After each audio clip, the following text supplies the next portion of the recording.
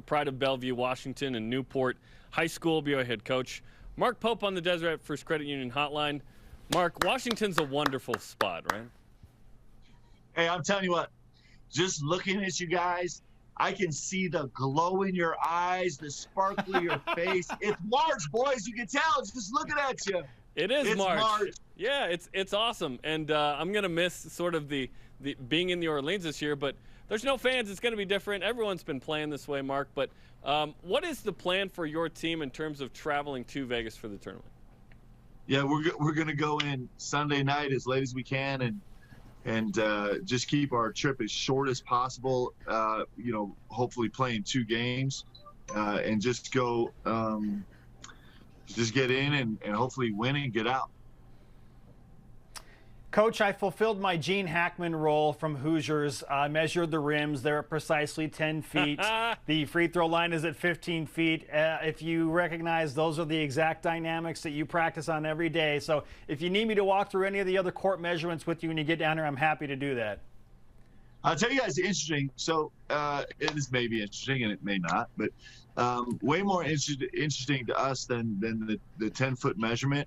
The lighting in the gyms is always something that I'm really sensitive to. Sometimes, we'll when we travel on the road, we'll always go to the gym the night before, a la Coach Rose. That was kind of his deal. We'll go smell the gym, and guys will shoot for a little while, and then we come back in the morning for shoot around. And I'm not worried about anything when we walk in that gym other than that we have all the game lights on because I think the lighting is something that affects guys a lot, and so that's what we'll be sensitive. Spence, I need you to make sure that we get in there Monday morning. The lights are exactly game lights. Let's talk. I'm on it right now. Yeah, and let's talk about something that you do that's unique in practice that we've been privy to, which is, and are you still doing it this year? Because I haven't been to a practice this year, where you want to focus on free throw shooting and you have complete silence. Are you still doing that? Yeah, we do that every shoot around. So day of game, every time we get in the gym in the morning, at the end of our shoot around, we go through the same thing every single, we're very regimented, and we'll do 5 minutes of free throw shooting at both sides. And we're pretty demanding that there is not a sound in the entire gym. We'll ask all the media people, concessions people, everybody. Our staff does a great job of making everybody aware of that request, that it's absolutely silent. And on the rare occasion where there's some speaking high up in the rafters, I kind of lose my mind, and then there's no silence in the gym for a second. That didn't happen last year, did it? We usually have one time a season, and then it works out the rest of the way. But it just is. It's something that we think is really sacred to our preparation, and it might be the only time in my guys' lives, their 24/7 life, it might be the only time where they're just sitting in complete silence, with the exception of a ball and hearing it go through the net and bouncing on the floor and kind of thinking about the game. So it's something we take really seriously. Oh, we know firsthand. Coach, it's been an unbelievable ride for BYU basketball this season, to say the least. I mean, it's been so much fun to watch what you've been able to cobble together after losing so much talent last year, and now you're back in a position where you're going to make the NCAA tournament. It's just a matter of what your seeding is and what your matchup is right now based on these final few games. But I know a lot of attention, understandably, has been put on traveling and safety and making sure that you get those 7 negative tests in a row. So what's the plan for BYU basketball in that regard to make sure you get down to Vegas, take care of business, and then get to Indianapolis all ready to go? Yeah, so we've reduced our travel party significantly. Normally when we get to the postseason, you guys know me, I'm trying to bring everybody on the plane, right? And you're on the plane, and you're on the plane. And unfortunately, because of COVID, we've had to shut that down. So now we're down to bare bones. I usually like to get to Vegas a day or two early so the guys can kind of get their feet under them. We're not doing that. We're going to come just literally just the night before the semifinal game. And we're going to, we usually like to try and get out and about. We're doing none of that because it is such a priority. Along with that, we had a huge, a very focused meeting this Monday night on our COVID protocols. Went over them again with our guys and urged them to take the utmost care. And those COVID protocols include, us coaches being incredibly careful when we leave the office at our home. So Leanne is quarantined me in the basement. And that's just how we're living right now, trying to make sure that we're safe to get to these games. Hey, whatever it takes, right? Do you need to start doing those 7 negative tests? Like, you have to have 7 negative tests before you go to Indy. Is that something you're starting today or tomorrow? Yeah, so we're testing 3 times PCR this week, and then our 7 days of testing. So we test as soon as we get down there Sunday, and that testing will continue all the way from Sunday to Selection Sunday. And so it'll be every day once we get to Vegas. BYU basketball head coach Mark Pope with us on BYU Sports Nation.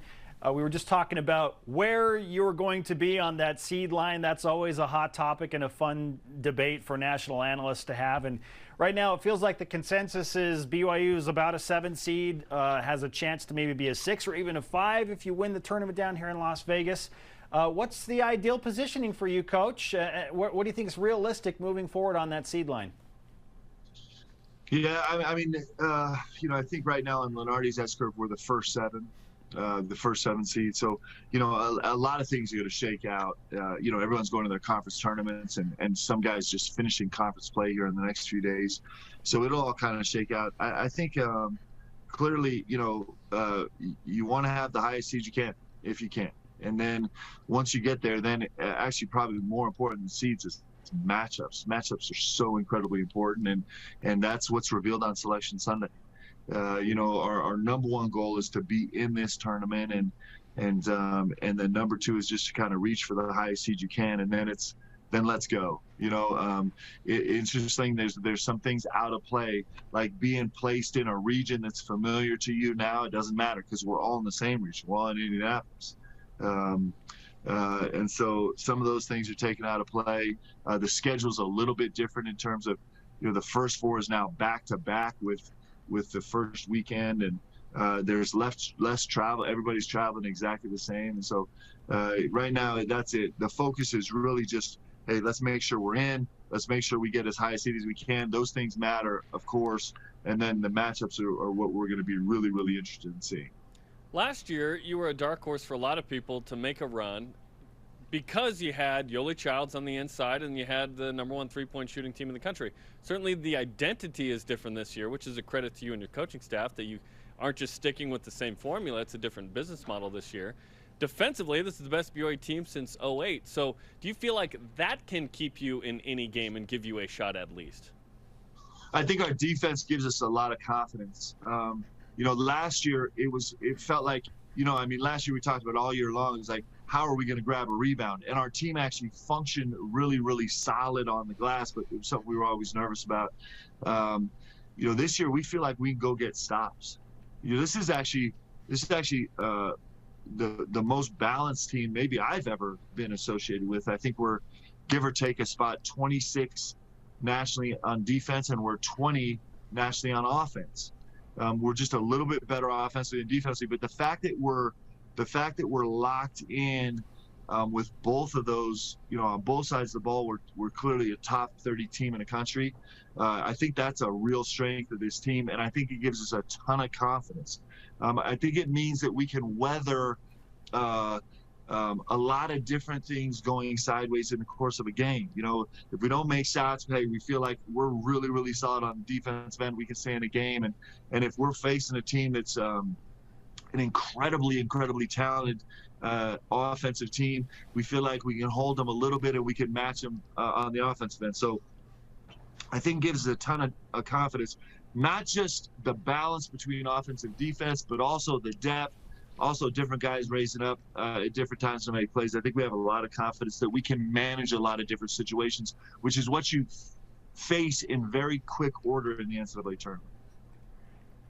Coach, it feels and looks like BYU collectively is playing their best basketball as a team right now. It's been a really successful run through February. The metrics have all taken astronomical jumps in the right direction.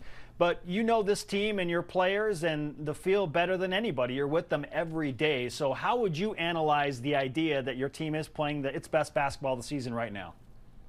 I think guys are getting more comfortable with each other. You know, we talked about it early in the season when you kind of try and manage a deep roster, the learning curve is longer. You don't get as many practice reps together. You got changing situations in games. You know, it just takes longer for that stew to work. And I think we all feel confident we're in a good place. Now, none of that matters now, right? Now it's every game is an elimination game. And so we just have to go play our best basketball. I think our guys are really focused on that. You can't control everything once you get into postseason, but what you can control is putting your best product on the court. And in doing that, the most important thing for us is actually not our depth, and it's not us playing our best basketball right now. It's us worrying about the most important things, and we've been able to do that. And so hopefully, you know, we'll roll into this weekend continuing to be incredibly focused on the things that are the most important. And if we do, we're going to give ourselves the best chance to have success, and that's what you want in the postseason. When you got the job, soon after, you and I sat down and you said, I want to make sure that we can tell our guys stories. And I feel like Deep Blue has done a really nice job of that. Gideon George has, of course, exploded. And then ESPN.com jumps on that. So are you pleased with how his story has been able to be told nationally? Yeah, it's unbelievable, isn't it? So, you know, I mentioned to you guys that, you know, we actually received some inquiries from the Nigerian national team now that is reaching out to Gideon. And so it is an unbelievable service that you and Spence provide, and that Greg does, and that BYU TV does, to tell our guys' story.